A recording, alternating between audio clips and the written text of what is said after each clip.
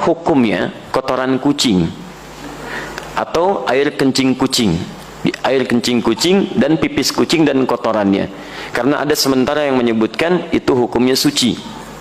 Baik, kami sampaikan saya belum menemukan siapa yang menyebutkan itu suci, karena hadis-hadis yang menyebutkan tentang kucing tidak menyebutkan kotorannya yang suci, bukan pipisnya tapi air liurnya. Ya, hadisnya benar yang disebutkan, tapi cara memahami hadisnya keliru. Apa sebabnya? Dua hal. Pertama, hadisnya tidak dibaca dengan ilmu hadisnya. Dalam ilmu hadis ketika akan membaca hadis, selain melihat bahasa hadis, juga melihat asbabul wurudnya, sebab kenapa hadis itu muncul. Antum lacak lagi tentang hadis kucing itu yang sekarang marak dibincangkan, itu setidaknya ada di Abu Daud nomor hadis 75, di An-Nasai nomor hadis 68, di At-Tirmidzi nomor hadis 92. Ketika disebutkan seluruhnya, itu merujuk pada sahabat Qatadah radhiyallahu taala anhu. Gimana kisahnya? Kisahnya ketika beliau berkunjung ke rumah anaknya, kemudian akan berwudu, menantunya melihat akan berwudu, air yang digunakan dijilat oleh kucing sebelumnya. Begitu dijilat, tetap air wudu itu digunakan oleh beliau. Menantunya bengong. Kata beliau, kenapa engkau bengong seperti itu? Maka dijelaskanlah oleh beliau, keluarlah kalimat itu, innaha laysat binajasin wa hiya minat tawafina alaikum. Saya pernah mendengar Rasulullah SAW pernah bersabda, ya, air liur kucing itu tidak najis. Yang disebut air liurnya, bukan kotorannya. Itu tidak najis, karena kucing itu hewan-hewan yang sering hadir di sekitaran kita.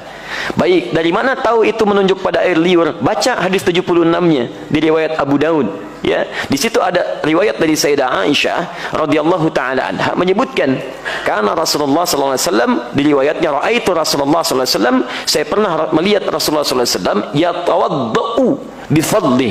Beliau pernah berwudu menggunakan air yang pernah dijilat oleh kucing. Jadi berbicara tentang air liurnya, bukan berbicara tentang kotorannya. Sekaligus ingin membedakan air liur kucing dengan air liur anjing. Kalau air liur kucing menjilat bijana atau menyentuh bijana, maka tidak perlu dibasuh karena suci nilainya. Boleh antum gunakan airnya. Tapi kalau anjing yang menjilatnya, maka baru dibasuh dengan 7 basuhan, salah satu menggunakan tanah. Itu maksudnya. Dan semua mazhab di sini sepakat. Makanya ketika disebutkan dalam kitab Al-Ikhtiyarat di halaman ke-26, disebutkan qaul sampai ke Syafi'i, sampai ke Ahmad, dan disimpulkan wa qaulul ashab, qaulul ashab.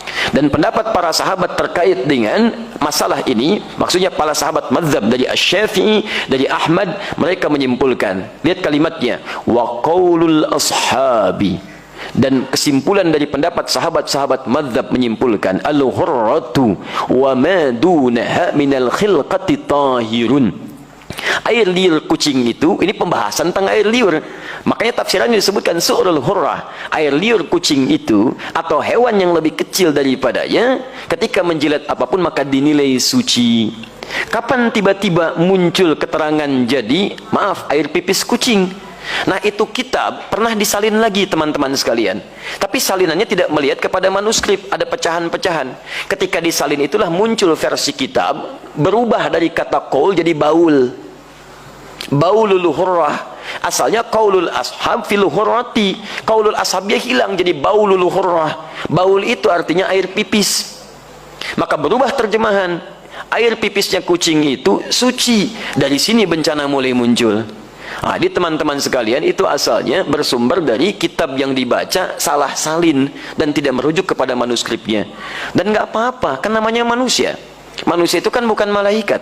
Kalau malaikat itu tidak kenal salah. Lawannya setan. Setan tidak kenal benar. Malaikat disebutkan 88 kali di Quran, setan 88 kali di Quran. Ya, saya bukan malaikat. Jadi kalau saya salah, wajar. Artinya saya manusia. Antum bukan setan. Ya, jadi kalau antum maaf ya ada pernah berbuat salah, wajar, karena setan tidak pernah kenal benar. Di teman-teman sekalian, kalau ada orang berbuat khilaf, jangan diungkap khilafnya. Cukup kemudian kita koreksi dengan cara yang baik.